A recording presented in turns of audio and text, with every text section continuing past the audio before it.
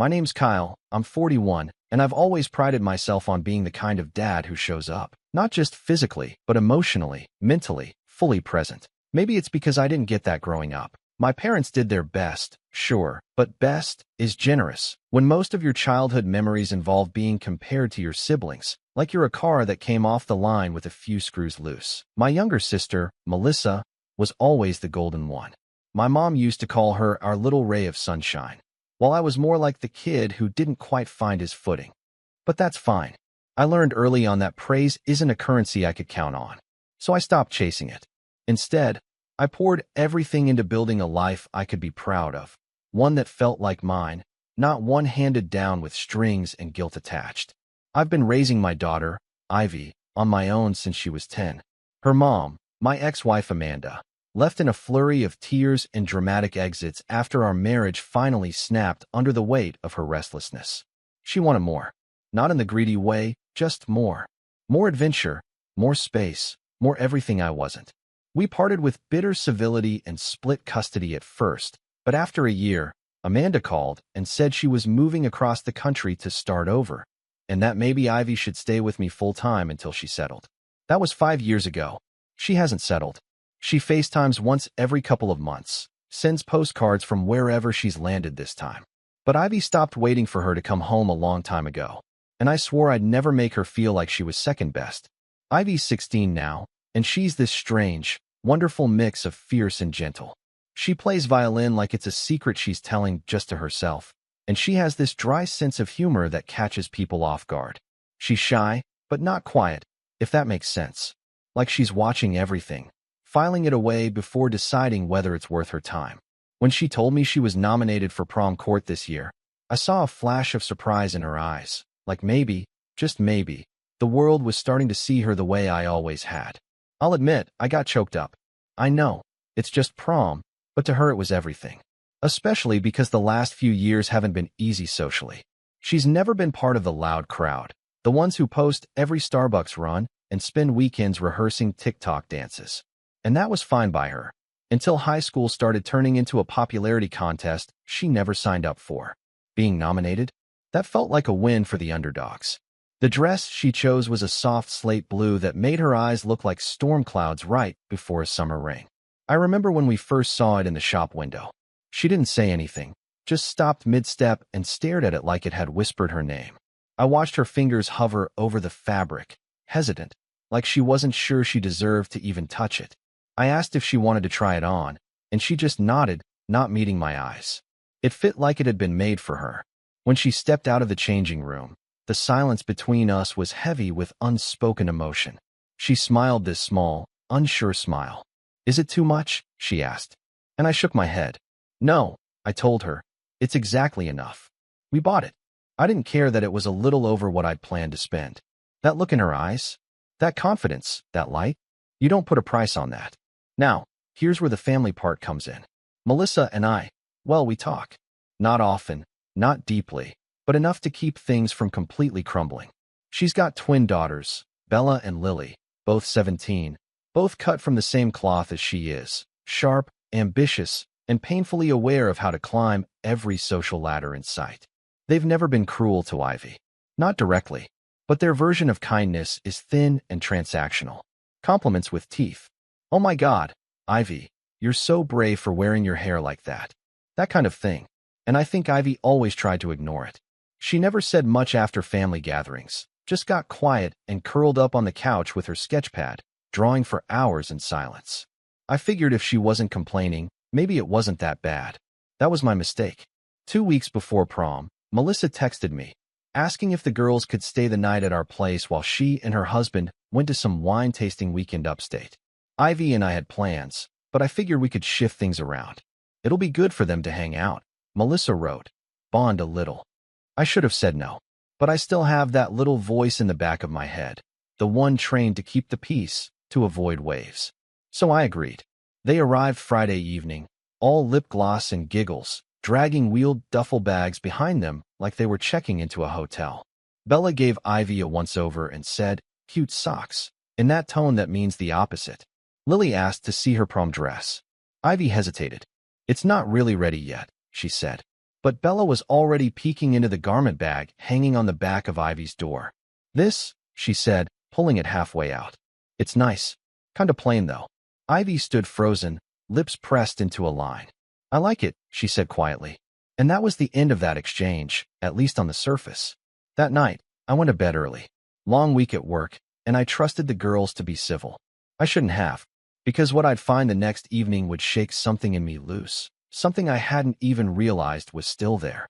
That familiar ache of being the lesser sibling, watching someone you love be treated like an afterthought. Except this time, it wasn't me. It was my daughter, and I was about to learn that Melissa's little rays of sunshine, they knew exactly how to cast a shadow. The next morning started normal enough. I made pancakes for the girls, chocolate chip, Ivy's favorite. She was quiet, picking at her plate while Bella and Lily talked over each other about prom groups and after parties and whether Ryan or Chase looked better in a tux. Ivy smiled occasionally, but it didn't reach her eyes. I chalked it up to nerves. She had been so excited for prom, but maybe now that it was close, it was getting real. I figured we'd talk later, once the twins went out shopping or glued themselves to their phones for a few hours. They stayed all day. I kept waiting for the usual teen exodus, to the mall, to meet friends, anywhere. But they didn't leave, just hovered around, rotating between scrolling, talking, and occasionally accidentally walking into Ivy's room.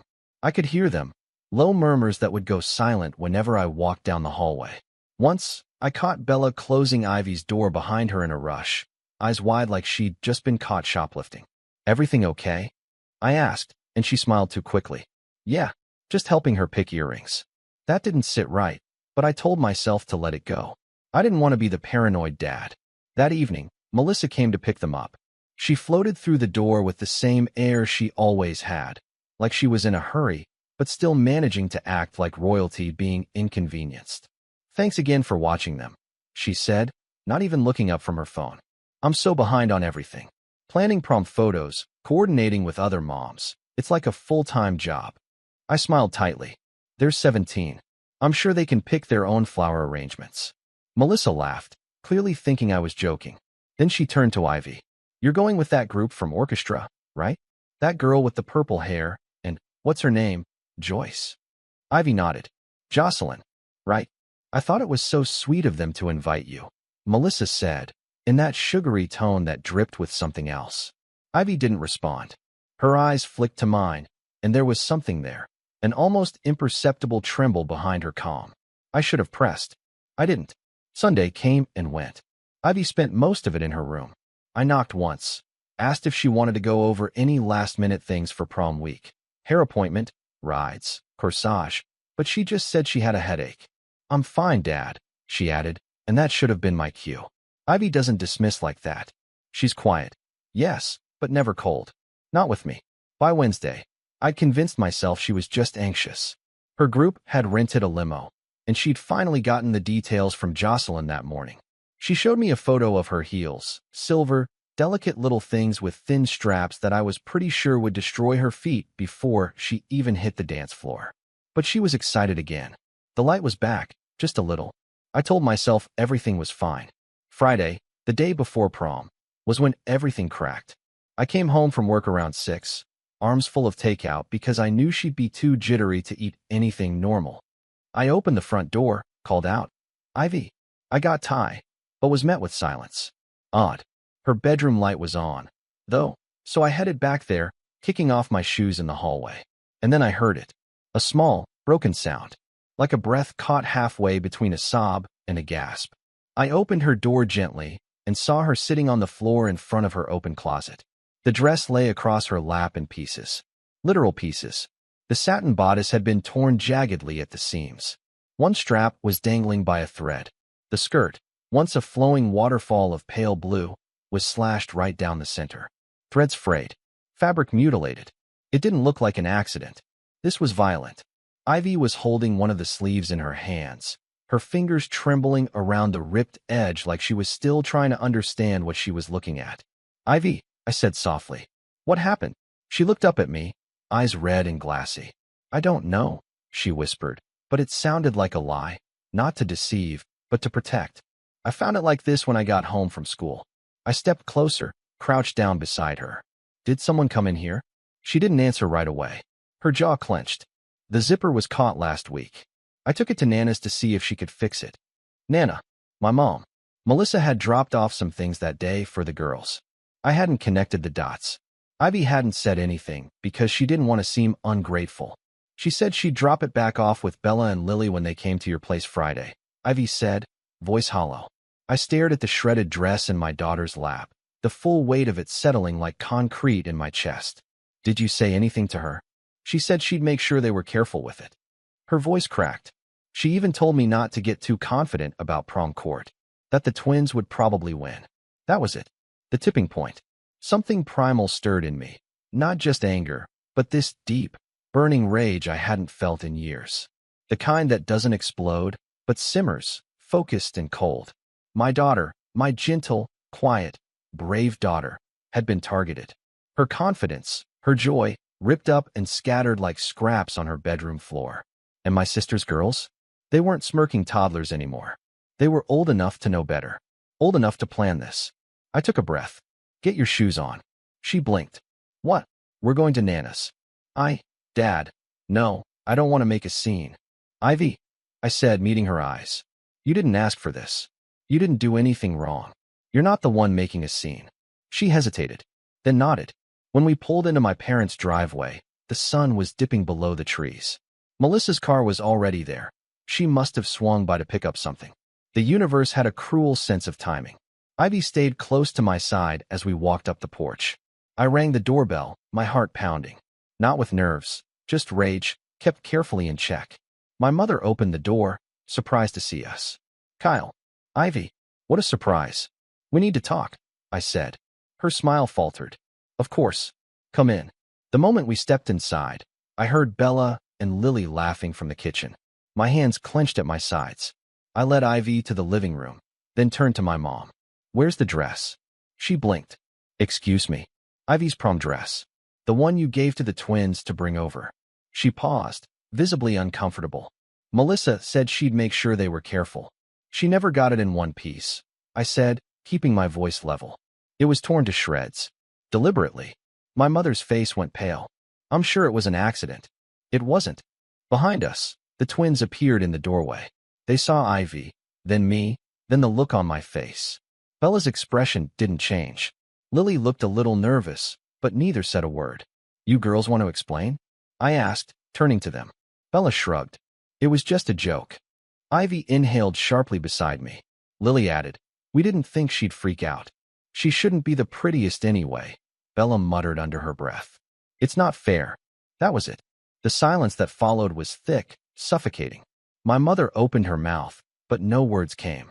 Melissa, finally walking in from the back, froze when she saw us. What's going on? I turned to her slowly. Your daughters destroyed Ivy's prom dress. She laughed. Actually laughed. Oh, come on, Kyle. They're teenagers. Drama over a piece of fabric. Try telling that to her face, I said. Try telling your niece that her only dress, the one she loved, was just drama.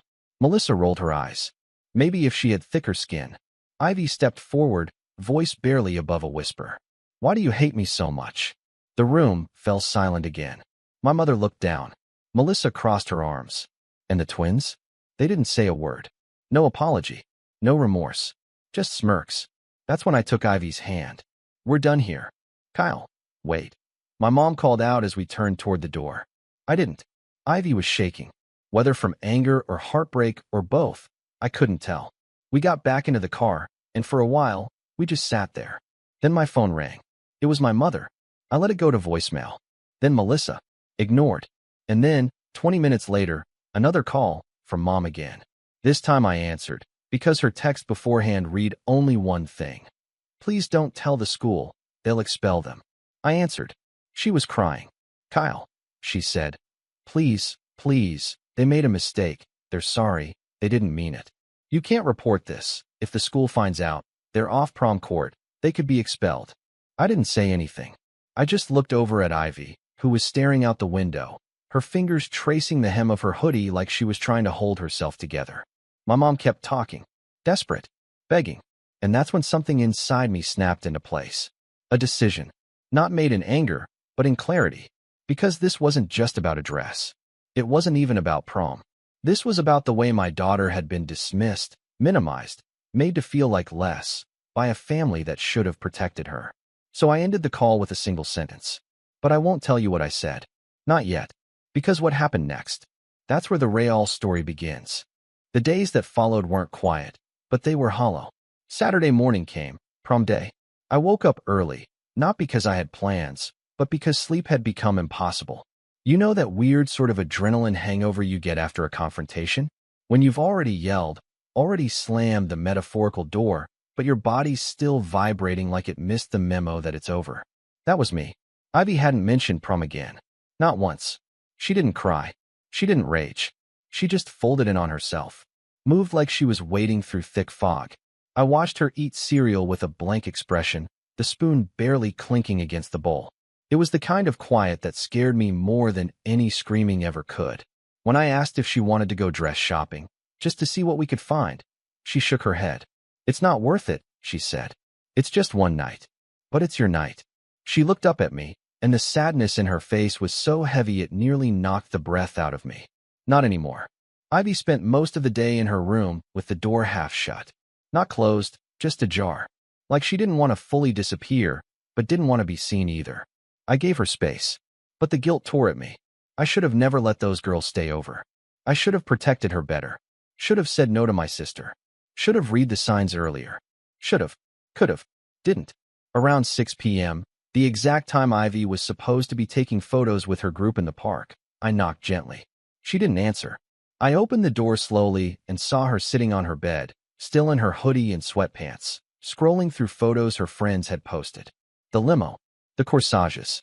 Jocelyn in a sparkly purple dress, arms thrown around another girl, all teeth and joy. Ivy didn't look away from the screen when she spoke. They look happy. I sat down beside her, unsure of what to say. They miss you. She shrugged. They'll be fine without me. A pause. Then, I just wanted to feel like I belonged. That sentence gutted me. It's one thing for your kid to be left out. It's another for them to believe they deserve it. Like some part of them thinks they were never supposed to fit in. I didn't try to fix it. There's no speech for that. No platitude to undo the sting of betrayal. So I just stayed. We didn't talk much. I think I told her a story about how I once showed up to my own middle school dance in a button-up 2 sizes too big and got so nervous I spilled fruit punch on the principal. She cracked a tiny smile. Progress. By Sunday, Ivy was back in motion, if only barely. She still went to school, still did her homework. But there was a change in her posture, in the way she moved through the house. Like she was bracing herself for something. The prom photos hit the school bulletin board by Tuesday. A friend texted me a picture. Jocelyn and the others had gone without her. They didn't post anything mean, didn't mock her online. But her absence was a presence all its own. A few classmates asked why Ivy hadn't come. Someone started a rumor she was too depressed to show up after not getting nominated. It wasn't true. She had gotten nominated. But after the dress incident, she had withdrawn. Quietly. Without complaint. And high school eats quiet kids alive. Melissa didn't reach out again. Mom did. Twice. The second voicemail she left was tearful, talking about how the school had heard rumors about vandalism, and if someone did report it, the girls might lose their scholarships. Apparently, Lily had applied for a leadership award, and Bella had been offered a spot in a mentorship program. Don't ruin their future, she said, over some misunderstanding. Some misunderstanding. Like the slash dress had fallen apart on its own. I didn't respond. But inside, something had shifted. See, I thought rock bottom would look like rage. Like confrontation and public humiliation and viral justice. But it didn't. It looked like watching your daughter disappear behind her own eyes. It looked like hearing your own mother call your daughter's heartbreak a misunderstanding. It looked like realizing that nothing was going to change, unless you made it change. So that's what I did. Not loudly. Not at first. I started small. I met with Ivy's school counselor the following week. Not to report the twins, yet, but to ask about how Ivy was doing socially, mentally, academically. Mrs. Rayburn, the counselor, was warm and observant. She said Ivy was one of the sharpest students in her class, but had started shrinking herself this year. She's got this quiet brilliance, she told me. But lately, it feels like she's hiding it. I didn't cry, but I felt something crack. I asked if Ivy could join any end-of-year projects, anything that might give her purpose. Mrs. Rayburn said they were looking for students to help organize the senior art showcase in May. Ivy wasn't a senior, but she was known for her drawing. Maybe she'd be willing to volunteer. I brought it up over dinner. They want me to help? She asked. Ford paused midair. They asked me to ask you. I clarified. It's your choice. She didn't say yes immediately, but 2 days later, I saw her pull out her sketchpad again. That was the first piece of light I'd seen in weeks. The second came when I decided to stop avoiding the topic of what had happened. Not to make her relive it, but to reclaim it. I asked her if she wanted to talk to someone. A therapist. She was hesitant. Said she didn't want to be dramatic. That word again. As if what happened to her had been her fault for feeling it too deeply. It's not drama, I told her. It's damage. And you don't have to carry it alone. She agreed, eventually. Quietly. And I found a local therapist with a reputation for working with teens who felt invisible. Ivy started seeing her once a week. After the second session, she said, it's weird, but good weird. By mid-April, she was sketching dresses again. Not for herself, but for the art show. She created a series called What I Would Have Worn, a collection of abstract fashion designs painted over the outlines of shattered mannequins. Her counselor said it was one of the most moving submissions they'd ever seen. Meanwhile, I began to collect my own information. I didn't want revenge, not the petty kind. Not just exposing Melissa or tanking the girls' reputations. What I wanted was accountability. Not for Ivy's sake. Not even for mine. But because this, what happened, was a symptom of something bigger. Entitlement. Favoritism. Enabling. And the next time I was given the chance to stand in front of that system, I wasn't going to blink. By late April, the school had started looking into anonymous complaints that had been submitted to the Student Integrity Board. Someone had filled out a detailed report about the destruction of personal property by Bella and Lily. Names, dates, descriptions of the dress, a record of the social media posts from that weekend. Even screenshots of Bella's Snapchat messages saying things like, if she thinks she's going to be prom queen in that dress, she's delusional. None of that came from Ivy, and none of it came from me directly either. Let's just say I got help. Jocelyn, who had felt awful for not pressing Ivy harder to come that night, had sent Ivy an apology. They'd reconnected. And one night, while on a video call with Ivy, she admitted that Lily had shown off the ripped dress on FaceTime the night before prom. Posted about it. Jocelyn had screenshots, backups, texts, evidence. I told her we weren't going to start a war. But if she felt like what happened wasn't okay, and she wanted to do something about it, really wanted to, then there were options. She chose her side. I didn't coach her. I didn't have to. Kids may be cruel, but some of them are brave. The investigation was quiet at first, but whispers travel fast in high school hallways. And on the day the art showcase opened, Ivy stood beside her display, dressed not in satin or glitter or anything even remotely prom-like. Just a simple black blouse and jeans. But there was a confidence in her stance, a kind of peace. A teacher walked by, paused in front of her work, and said, "This feels like a protest." Ivy smiled. It kind of is. The showcase was a hit. Her sketches were raw, haunting, and beautiful. Several students stopped to take photos. One girl whispered, "This is about prom, right?" And Ivy just nodded. That night, as we drove home, she said, "I think I'm okay now." I didn't say anything right away, just gripped the steering wheel a little tighter. "I still get mad sometimes," she added, "but not at myself."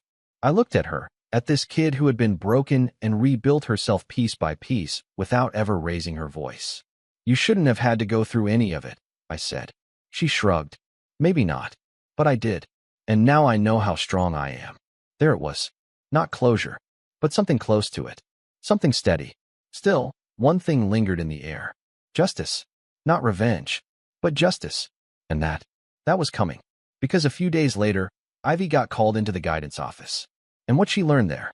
Well, that's where things really begin to unravel. The guidance office always made Ivy nervous. She once told me it felt like walking into a room where your entire future was waiting to be stamped. Approved. Denied. Judged. Labeled. Even if you hadn't done anything wrong, you walked in feeling guilty. Like the walls themselves knew your secrets. So when she got called down unexpectedly, her heart pounded. She texted me, "Getting called to Mrs. Rayburn's office." No idea why. I told her to breathe, that it was probably something minor. But in my gut, I knew. I knew it wasn't minor. Because ever since the anonymous report had been submitted, with screenshots, timelines, and witness statements, the school had been circling. Quietly, carefully. The Integrity Board, made up of a few teachers and administrators, took these things seriously. Vandalism, harassment, anything that could be classified as bullying with malicious intent, it was all on the table. And when Ivy walked into that office and saw not just Mrs. Rayburn, but the assistant principal, Mr. Hargrove, sitting beside her, she knew it too. "Take a seat, Ivy," Mrs. Rayburn said gently, gesturing to the chair across from them. Her voice was calm, but her eyes were sharper than usual. Ivy sat down slowly. "First of all," Mrs. Rayburn began, "you're not in trouble." That helped, but only a little. "We've been reviewing an anonymous report submitted to the Integrity Board," Mr. Hargrove said. "It contains allegations of property destruction and targeted harassment in connection with this year's prom." Ivy said nothing. Her stomach flipped. "You were the victim in that report." Still nothing. She didn't know what to say. She hadn't filed anything. Mrs. Rayburn slid a folder across the desk. Inside were color printouts. Photos of her dress, ripped and gutted. Screenshots from Snapchat. Text messages. Ivy's throat tightened. "We've confirmed the accuracy of these," Mr. Hargrove continued. "Multiple witnesses corroborated what happened, including a student who saw the garment bag being mishandled by Bella and Lily just days before prom." Ivy blinked. "Who?" "We can't give names. But I will say this." Mrs. Rayburn leaned forward, voice softening. "You're not invisible, Ivy. People saw what happened, and some of them finally decided to speak up." Something stirred in her chest. A mix of confusion, disbelief, and something else. Something she hadn't felt in weeks. Relief. "So what happens now?" she asked. "That's partially up to you." Mr. Hargrove folded his hands. "The school board has policies regarding malicious intent and destruction of property. Expulsion is rare, but suspension is not, especially with documented proof." Ivy swallowed. "I didn't ask anyone to report it." "We know. But if they get suspended," her voice trailed off. Mrs. Rayburn glanced at the assistant principal, then back to Ivy. "You don't owe anyone your silence. You didn't make this happen. They did. You can't fix what they broke. All you can do is decide what you're willing to carry and what you're ready to put down." Ivy sat there for a long moment, then nodded. "Just once. I don't want revenge," she said, "but I want it to matter." And just like that, the match was struck. Later that evening, she told me everything. We sat at the dining room table, her sketchpad open between us, filled with half-finished designs for the art show. She traced one absent-mindedly as she spoke, the lines getting darker with every pass. "They want to suspend them," she said. "Maybe pull them from student council and prom court." I didn't interrupt, and they said I can make a statement. Not publicly, just for the board. To explain what happened. To explain how it affected me. I looked at her. "Do you want to?" She hesitated. "I think I do." Then she looked up at me. "But I want to do it my way." That's when her plan started to take shape. It wasn't a scheme or a trap. Ivy didn't want to humiliate anyone. That's not who she was. But she did want the truth to land where it needed to. Hard. Undeniably. She wanted the people who ignored her to see her, to hear her, and to realize just how deeply their silence had cut.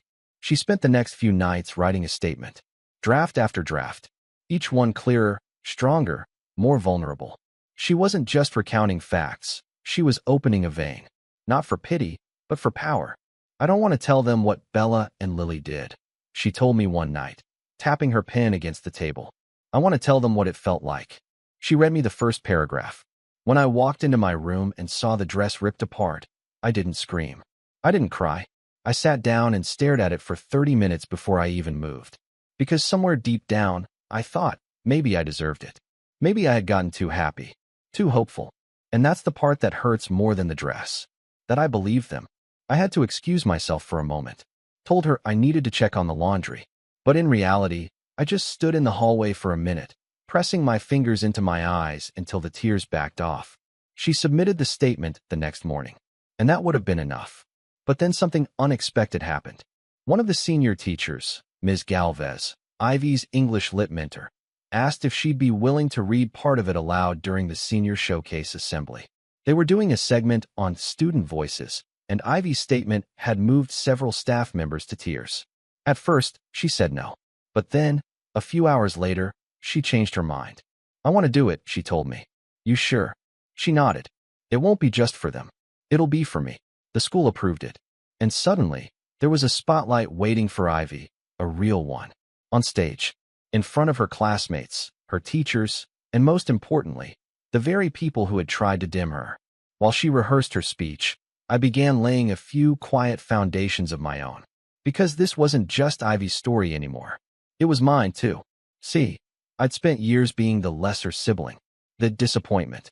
I'd taken the back seat, the high road, the quiet dignity route more times than I could count. And where had it gotten me?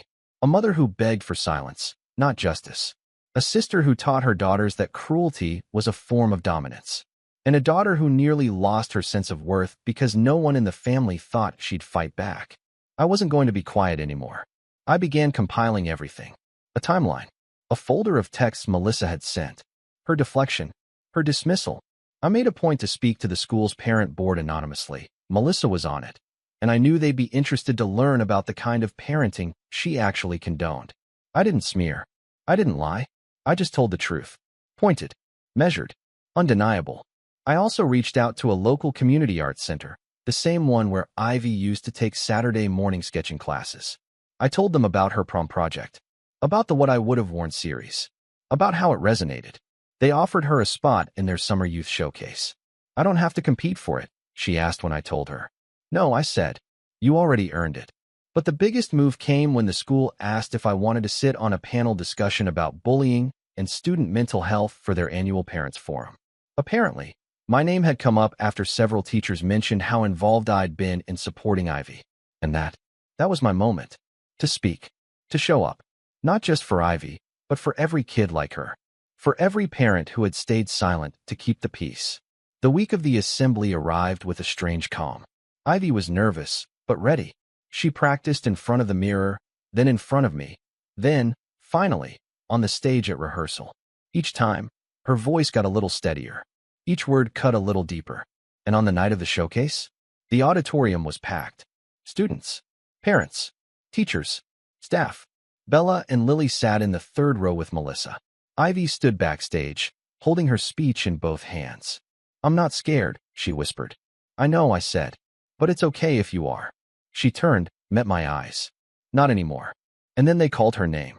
She stepped into the light. And what she said next, what she became in that moment, that changed everything. But I'll save that for later. Because while the truth was finally being spoken, the consequences, they were just beginning to fall. The room was silent when Ivy stepped onto the stage. Not the kind of silence that feels polite or passive, but the kind that leans forward. Breath held, eyes fixed. The kind of silence that knows it's about to witness something important. She stood center stage under the spotlight, wearing a black turtleneck and jeans, hair pulled back, no makeup, no sparkles, no glitter, no costume, just herself. Calm, steady, unshaken. And then she spoke. When people say high school is about finding yourself, she began, her voice clear. They don't tell you how many people will try to take that away from you first. A pause. No movement from the audience. I was nominated for prom court this year. It surprised me. Not because I didn't think I deserved it, but because, for the first time, it felt like someone else did too. She glanced up. And then, 3 days before prom, my dress was destroyed. Not ruined in a spill. Not ripped by accident. It was slashed, piece by piece. By people I trusted. People who told me, she shouldn't be the prettiest anyway. A quiet gasp rippled through the crowd. Melissa stiffened in her seat. Bella's face paled. Lily stared down at her lap. They didn't just cut a dress, Ivy said, her voice gaining weight. They cut into who I thought I was. Who I thought I could be. Another pause. But I didn't stay down. She stepped slightly forward. Just one small movement, but it felt seismic. Because I realized something. The people who try to dim your light are always the ones afraid of how bright it could get. And they can cut the fabric. They can cut the straps. But they can't cut me. Silence again. Then, applause. Slow at first. A few teachers. Then Jocelyn. Then others. Then the whole room. Not a standing ovation. But real. Honest. Earned. Ivy bowed her head once. Then stepped back into the wings. I met her just off stage. She looked dazed, but proud. I said what I needed to, she whispered. You said it perfectly, I replied. We didn't stick around long after. There was a reception with cookies and lemonade, but Ivy was exhausted. So we ducked out the side door, drove home in the dark, windows cracked, cool spring air rolling in. But the fallout? That came swiftly. The next morning, I got a call from the assistant principal. The integrity board had concluded its review. The evidence, combined with Ivy's statement, had been more than enough. Bella and Lily were officially suspended for 1 week, stripped of all extracurricular positions, banned from student council and the upcoming student leadership retreat, and, most significantly, disqualified from prom court retroactively. They weren't expelled. That would have been overkill. But the message was clear. This school would not pretend this didn't happen. And their actions weren't just high school drama. Melissa, predictably, lost her mind. She called me that afternoon, voice sharp and shaking. "Are you proud of yourself, Kyle? You've destroyed their entire senior year." "I didn't destroy anything," I said evenly. "They did that themselves. They're just girls. They made a mistake. They weren't girls when they slashed a 16-year-old's dress and laughed about it." She scoffed. "So this was your big moment, huh? You've been waiting for a way to get back at me since we were kids." That one caught me off guard. I laughed, not because it was funny, but because it was so wildly off base it didn't even sting. "This isn't about you, Melissa. It never was." "Oh, please," she snapped. "You've always been jealous. Mom loved me more, and you've been trying to punish me for that since high school." And there it was. The deep, rotten root of it all. I took a breath. "I was never jealous," I said calmly. "I just got tired of pretending your version of love was normal." She went silent. I continued. "You taught your daughters that winning matters more than kindness. That being pretty matters more than being good. And now, when that's come back to bite them, you're blaming everyone else. But you raised them, Melissa. You handed them the scissors." She hung up, and I knew that was the last time we'd speak for a long while. 2 days later, I got a letter from my mother. A real letter. Handwritten. 3 pages long. The first page was defensive, full of phrases like, "I didn't know," and "they didn't mean to hurt anyone." The second page tried guilt. "You're tearing the family apart." Ivy could have handled it privately. But the third page? That one cracked something open. It was an apology. Not perfect, not sweeping, but real. She admitted that she looked the other way, that she downplayed things because it was easier, that she didn't want to believe her granddaughters were capable of cruelty, so she chose not to look too closely. She ended it with, "I failed you when you were young, and I failed her now. I'm so sorry." I didn't respond right away, but Ivy read the letter, and she said quietly, "It's a start." And it was. Small, late, but a start. The school year wound down. Ivy finished her final exams with straight A's. She accepted the offer to have her art featured in the local showcase. We started planning a quiet trip for the summer, just the two of us. Somewhere calm, somewhere she could breathe. Jocelyn and a few other girls invited Ivy out to lunch on the last day of school.